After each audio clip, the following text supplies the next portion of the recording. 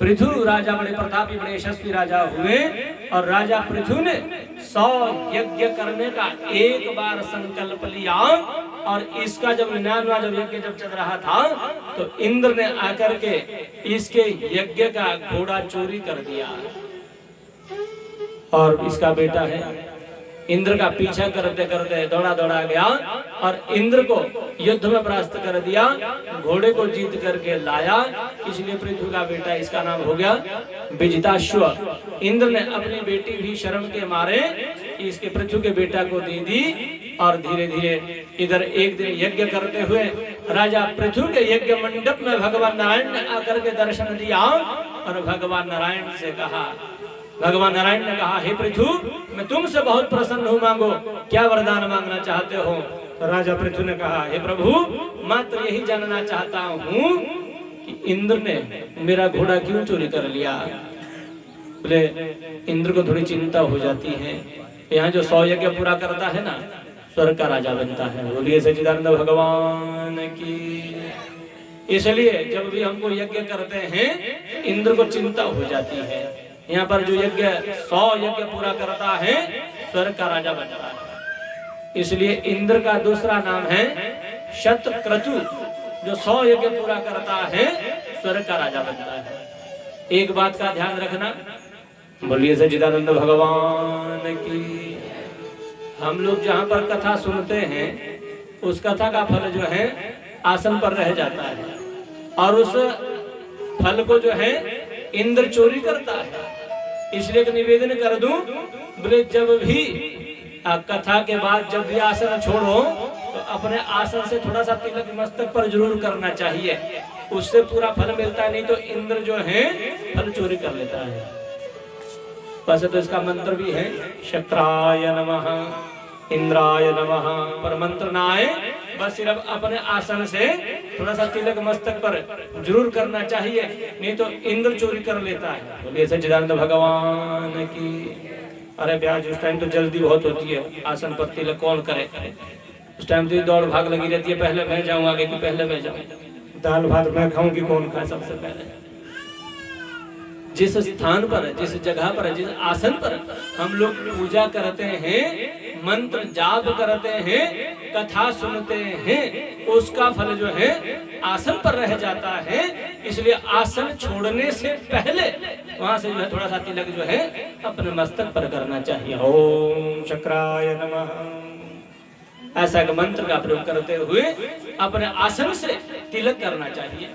अब जैसे ही इंद्र भगवान नारायण ने कहा, हे पृथु, इंद्र को चिंता हो जाती है, अगर तुमने 100 यज्ञ पूरा कर दिया तुम स्वर्ग का राजा बन जाओगे, स्वर्ग का राज्य छीन लोगे। पृथु ने कहा, हे प्रभु, क्या करूंगा स्वर्ग का राज्य लेकर के। मुझे इस बात का बोध पहले होता मैं कभी भी 100 यज्ञ करने का संकल्प बना लेता, पर फिर भी 99 यज्ञ करके छोड़ देता हूँ। 100वां यज्ञ किया नहीं पृथ्वी ने। नारायण ने कहा, मैं तुमसे बहुत प्रसन्न हूँ, मांगो क्या मांगना चाहते हो। क्या मांगना प्रभु, आपका दर्शन हो गया, कोई मांगने की इच्छा नहीं है। नहीं, फिर भी कुछ मांगने की इच्छा हो। हे प्रभु, देना चाहते हो नरक में जितना जीव सड़ रहा है सब आपके धाम को चला जाए। भगवान नारायण कहते हैं, तो तुमने उनके लिए मांगा है जो नरक में सड़ रहे हैं, उनके लिए मांग रहे हो, अपने लिए क्या मांगते हो। तो पृथु ने कहा, हे प्रभु, देना चाहते हो इन 2 कानों में 10,000 कानों की शक्ति आ जाए, क्योंकि आपकी कथा सुनते सुनते 2 कान कम पड़ जाते हैं। श्री नारायण भगवान की। कृष्ण कन्हैया लाल की। दिव्य भक्ति का वरदान दिया। इन्हीं पृथु ने पृथ्वी का दोहन किया और तब से इसका नाम जो है पृथ्वी हो गया। पृथ्वी के बेटा हुए अंतर्धान, अंतर्धान के बेटा हुए हविर्धान और हविर्धान के बेटा हुए प्राची बरही। प्राची कहते हैं पूर्व दिशा को और बरही कहते हैं कुशा को। इसने इतने यज्ञ के इतने अनुष्ठान किए, इसने पूरी पूर्व दिशा को जो है कुशाओं से आच्छादित कर दिया और इसका नाम प्राचीन बरही हो गया। नारायण भगवान की। पर इसका काम था, जब भी यज्ञ करता था, जब भी अनुष्ठान करता था, हर यज्ञ में एक जीव की बलि जरूर किया करता था, एक जीव को जरूर मारता था। और एक दिन इसके यज्ञ मंडप में नारद जी पधारे और नारद जी ने तो आकर के एकदम रोना शुरू कर दिया। प्राचीन भाई ने कहा क्या हुआ महाराज, काहे को रो रहे हो? नारद जी ने कहा प्राचीन वर ही पापी बहुत देखे पर तेरा जैसा पापी पहली बार देख रहा हूं। प्राचीन वरी ने कहा क्या हुआ? और नारद जी ने इशारा करते हुए कहा हे प्राचीन वरी जरा ऊपर मुंह उठा करके देखना। और जैसे प्राचीन वरी ने मुंह पर उठा करके देखा, जितने बकरे काट रखे हैं, जितने मुर्गे काट रखे हैं, जितना मच्छी पकौड़ा खा रखा है, सब बदला लेने के लिए बैठे हैं। बोलिए सच्चिदानंद भगवान की। प्राचीन वरी ने कहा ये सब क्या है? बोले तेरे से बदला लेने के लिए बैठे हैं। प्राचीन वरी ने कहा महाराज मैंने तो वही किया है जो वेदों में कहा है, वेदों में लिखा है। बोले वेदों में क्या लिखा है? पशु नालभेद, पशु को मारना चाहिए। राजन आलभेद का मतलब मारना नहीं, स्पर्श करना भी होता है। वेदों को पढ़ना आसान, पर वेद के अर्थ को समझना कठिन विषय है। वेद में कहीं भी किसी भी जीव की हिंसा नहीं लिखी है। वेद तो परोक्षवादी है। परोक्षवादो वेदोयम् बालानाम् अनुशासनम्। बंधु वेद हमारे परोक्षवादी हैं। वेद में कहीं भी किसी भी जीव की हिंसा की बात कही नहीं है। वेद तो कहते हैं अहिंसा एव परमो धर्म। किसी भी जीव की हिंसा नहीं होनी चाहिए। मनसा वाचा और कर्मणा। मन से किसी को बुरा मत सोचिए, वाणी से किसी को बुरा मत बोलिए, और बाकी मार दिया तब तो करे हिंसा हो ही गई है। नारायण भगवान की। और जैसे प्राचीन वरी की समझ में बात नहीं आई तो इसको उपाख्यान बताया। बोले प्राचीन वरी को जो है उपदेश देते हुए पुरंजनोपाख्यान बताया। और फिर यहाँ से उपदेश दे करके नारद जी चले गए। बोले नारायण भगवान की। इन्हीं जो प्रचेता थे, इन्हीं के आगे प्रचेता हुए, प्राचीन वरी के प्रचेता हुए, और प्रचेता के यहाँ आगे जाकर के जो है प्राचेत दक्ष हुए। जिस दक्ष को बकरे का सिर लगाया था उसी ने आगे फिर जन्म लिया। उसने अपना शरीर छोड़ दिया और आगे जन्म लेकर के इसका नाम प्राचेत दक्ष हुआ। और प्राचेत दक्ष ने मानसिक सृष्टि से 10,000 पुत्रों को पैदा किया। और वो पुत्र भी जो है जैसे ही उनको दक्ष ने कहा भैया तुम विवाह कर लीजिए, नारद जी ने उनको उपदेश दिया। 10,000 पुत्र भी सीधे वन में चले गए। फिर 1,000 पुत्रों को और पैदा किया, उनको भी उपदेश दिया और वो भी सीधे वन में चले गए। अब दक्ष ने पुत्र पैदा नहीं किए, पुत्रियां पैदा की। और कितनी? 60।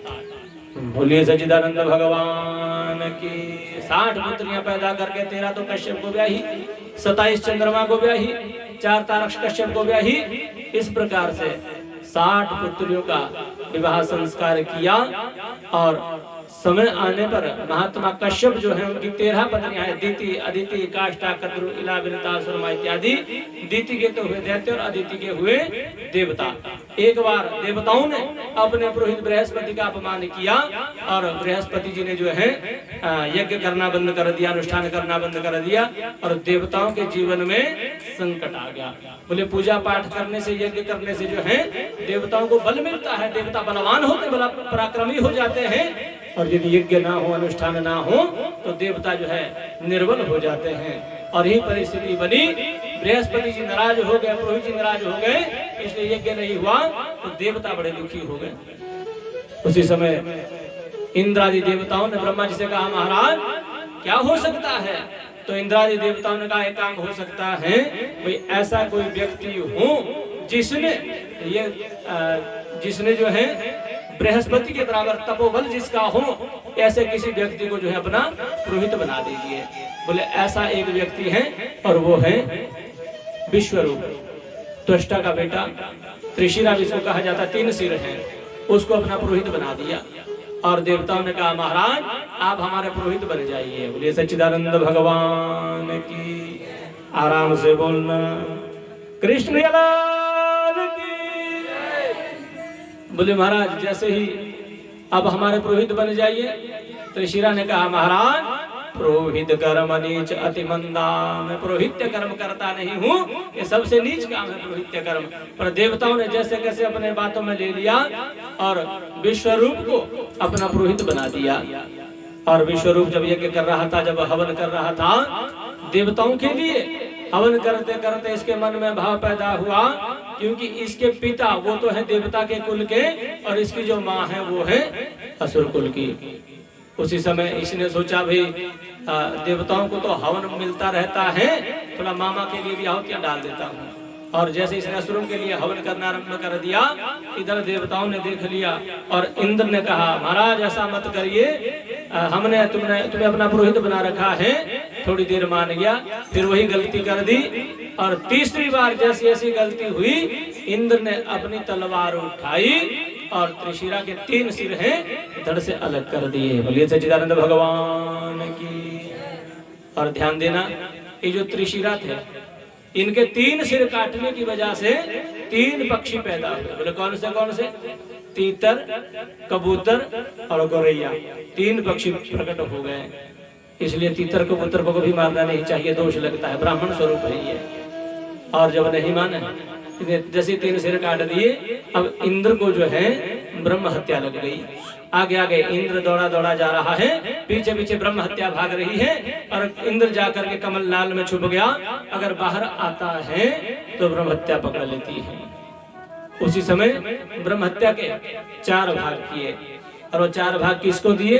बोले 1 भाग लिया पृथ्वी ने, 1 भाग लिया वृक्षों ने, 1 भाग लिया नदी ने और 1 भाग लिया माताओं ने। बोलिए सच्चिदानंद भगवान की। बोले पृथ्वी ने जो भाग लिया, पृथ्वी में कई जगह ना घास होता है ना फसल होती है, उसे ऊसर भूमि कहा जाता है, वहां पर कभी बैठना नहीं चाहिए। और दूसरा भाग लिया वृक्षों ने, और वृक्षों में क्या है? कई जगह गोंद निकलता है, वो भी ब्रह्म हत्या का स्वरूप है, उसका कभी स्पर्श नहीं करना चाहिए। और तीसरा भाग लिया नदी ने, नदी में पानी बहते बहते कई जगह जो झाग एकत्रित हो जाती है, उसका कभी स्पर्श नहीं करना चाहिए, वहां पर कभी नहाना नहीं चाहिए, वो जो है ब्रह्म हत्या का स्वरूप है। और 1 भाग लिया माताओं ने, और वो है मासिक धर्म के अनुसार जो माताएं अपवित्र होती है, अशुद्ध होती हैं, ये भी ब्रह्म हत्या का स्वरूप है। और जब माताएं मासिक धर्म से हों तो अपने हाथ का छुआ हुआ भोजन कभी किसी को देना नहीं चाहिए। बोलिए सच्चिदानंद भगवान की। पर समाज पढ़ा लिखा है ना, आजकल तो दोष नहीं लगता है। ध्यान देना, जिस घर में पवित्रता नहीं है, जिस घर में शुद्धता नहीं है, वहां पर कभी भगवान वास नहीं करते हैं। मासिक धर्म का विशेष ध्यान रखना चाहिए। माताएं जब मासिक धर्म से हों, अपने हाथ का छुआ भोजन अपने बच्चों को भी नहीं देना चाहिए। प्रयास करिए अपने घर की पवित्रता बनी हुई रहे। बल्कि पहले तो नियम था, अब तो खैर खत्म हो गए नियम धर्म, पर पहले नियम ये था कि माता जब मासिक धर्म से होती थी तो गौशाला में रहती थी। बल्कि अभी भी कई जगह तो ये रिवाज अभी भी है, क्योंकि गौशाला में रहने से उसके जो कीटाणु पैदा होते हैं तो गोमूत्र और गोबर की सुगंधी से जो है वो जो है नष्ट हो जाते हैं। बोलिए सच्चिदानंद भगवान की। पर अब समाज पढ़ा लिखा हो गया, इन बातों का विशेष महत्व नहीं है, ध्यान रखना चाहिए। मासिक धर्म के अनुसार जो माताएं हो, अपने हाथ का छुआ भोजन मत दो। घर में कोई अतिथि आ जाए, संत महात्मा कोई भी आ जाए, मासिक धर्म के अनुसार अपने हाथ का छुआ भोजन मत दीजिए, दोष लगता है।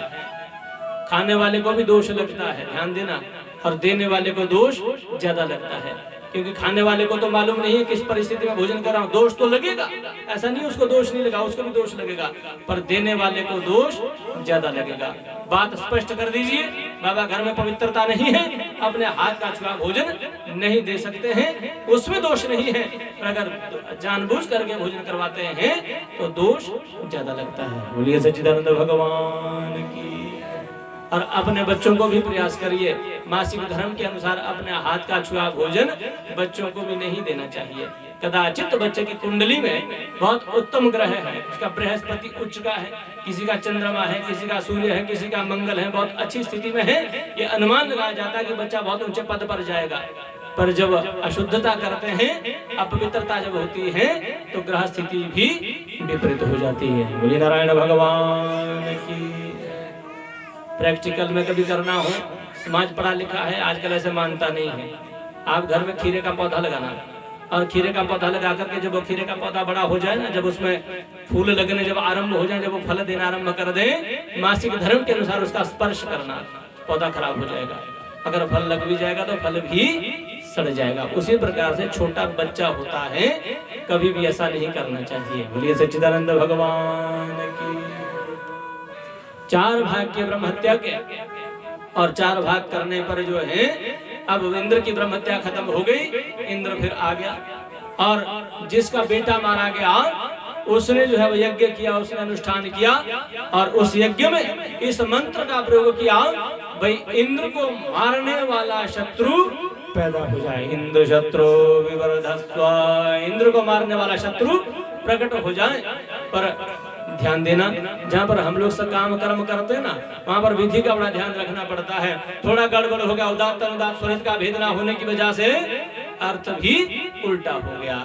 बोले क्या हुआ? इंद्र को उदात्त कर दिया और शत्रु अनुदात्त हो गया। बोले इंद्र के द्वारा मरने वाला शत्रु पैदा हो जाए। मंत्र वही है, मंत्र में कोई भेद नहीं है। इंद्र शत्रु विवर्धस्व, इंद्र को मारने वाला शत्रु पैदा हो जाए। हवन किया, यज्ञ किया, विशाल का एक असुर पैदा हुआ जिसका नाम है वृत्रासुर। और जैसे वृत्रासुर प्रकट हुआ, वृत्रासुर ने कहा आदेश करिए महाराज, जाइए इंद्र को मार दीजिए। इंद्र के साथ युद्ध करने के लिए गया, और जैसे इंद्र आया युद्ध करने के लिए, वृत्रासुर ने इतना बड़ा मुंह खोला, इंद्र ऐरावत हाथी के साथ ही गर्भ में चला गया। बोलिए सच्चिदानंद भगवान की। और जैसे इंद्र ने इसका अंदर से भेदन किया और बाहर निकला, और वृत्रासुर भी मारा गया। यज्ञ से पैदा हुआ पुरुष मरने की वजह से अब इंद्र को फिर ब्रह्म हत्या लग गई। बोलिए नारायण भगवान की। अब बार बार किसी को दे भी नहीं सकते हैं। पहले 4 भाग किए, अब इंद्र फिर भागा भागा गया, कमलनाल में छुप गया। अब वापिस आता है तो ब्रह्म हत्या पकड़ती है। अब बार बार किसी को दे भी नहीं सकते हैं। अब देवताओं ने योजना बनाई, तो ऐसा करते हैं स्वर्ग का राजा उसको बनाओ जिसने 100 यज्ञ पूरा कर रखा है। ऐसा एक व्यक्ति मिल गया जिसका नाम है नहुष। नहुष को राजगद्दी दे दी, और आज से नहुष जो है राजा होगा स्वर्ग का। और नहुष ने इंद्र की पत्नी से कहा देवी, अब इंद्र तो लौट करके आने वाला नहीं, मेरे साथ शादी कर ले। अब ये शची इंद्र की पत्नी रोती रोती बृहस्पति जी के पास गई, महाराज मेरा पतिव्रत धर्मनिष्ठ हो रहा है। बृहस्पति ने उपाय बताया है, देवी एक काम करना, इंद्र से कहना, नहुष से कहना, भाई जब शादी करने के लिए आए तेरी पालकी उठाने वाले सप्तऋषि होने चाहिए। अब नहुष को तो शादी की जल्दी थी। नहुष ने पत्र भेजा, सप्तऋषियों को बुलाया, जल्दी आइए मेरी शादी हो रही है। अब इन्होंने सोचा भाई ऐसा कौन सा राजा बन गया जो हमें पालकी उठाने को बोलता है, पर इंद्र का आदेश है, मानना पड़ेगा। अब सप्तऋषि बड़े प्रेम से पालकी उठा रहे हैं और बड़े प्रेम से जा रहे हैं। और ध्यान देना, शादी की जल्दी सबको लगी रहती है, और ऐसा मीठा लड्डू है जिसने खाया वो भी पछताया, नहीं खाया तो भी पछताया। बोलिए सच्चिदानंद भगवान की। और जैसे ही इंद्र जा रहा है, नहुष जा रहा है पालकी में दूल्हा बन करके, सप्तऋषि बड़े प्रेम से चले हैं भगवान का भजन करते हुए, और इधर नहुष को जल्दी लगी है शादी की। जैसे हम लोग हिंदी में बोलते हैं ना, भाई जल्दी चलिए जल्दी चलिए, उसी प्रकार से संस्कृत में एक धातु आती है सर्प गतो धातु, सर्प सर्प सर्प, जल्दी जल्दी जल्दी। और ऐसा करते करते पहले तो सप्तऋषि कुछ नहीं बोले, 2-4 बार जैसे ही सुना, अब सप्तऋषि ने शाप देते भगा, क्या सर्प सर्प करता है, शाप देते हैं सर्प बन जाओ, नीचे उतर जा। उसी समय नहुष नीचे उतरा, महाराज मेरी मुक्ति कैसे होगी? बोले द्वापर में पांडवों के साथ तेरा संवाद होगा, तेरी मुक्ति हो जाएगी। और वही नहुष जो है सर्प बन गया। अब देवताओं ने फिर हवन किया, और इंद्र की जो ब्रह्म हत्या थी वो ब्रह्म हत्या नष्ट कर दी, इंद्र लौट करके आया। बोलिए सच्चिदानंद भगवान की। देवताओं ने यहाँ प्रश्न किया, महाराज ऐसा क्यों है, एक असुर होकर के वृत्रासुर भगवान की स्तुति कर